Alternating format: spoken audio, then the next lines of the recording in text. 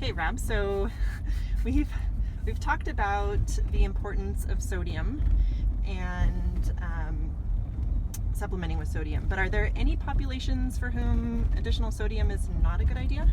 Yeah, it's a great question. And in general, if we look out at the population, there's like 5 to 10% of the population that we would call sodium hyper-responders. Like they definitely get a significant uptick in their blood pressure, or it seems pretty tightly correlated in pushing up their blood pressure. But the thing that's perplexing about that is that when these groups have been put on low sodium diets like the DASH diet and stuff like that, it doesn't really move it that much. It does, but it's not super impressive. But this is where we circle back around. I think one of the first questions we asked around all this stuff is, what's the deal with the keto flu, which is a lower insulin level, which leads to lower electrolyte levels.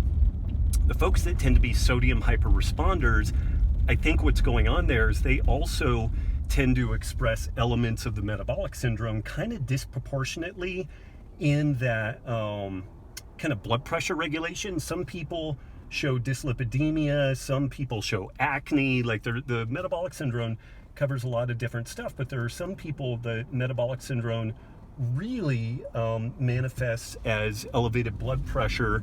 And so for those folks, there are some people that they would want to keep a bit of an eye on their blood pressure. But again, if they are generally leaning towards a lower carb intake, then they're kind of addressing the fundamental problems with that. But it is something that is out there. So there are some folks that would want to keep an eye on that. If you've historically had problems with hypertension, high blood pressure, it seems reasonable based off the literature to at least tinker with a low carb diet first, but then that will circle us back around to probably needing to supplement with sodium, but you maybe do it a little bit more carefully.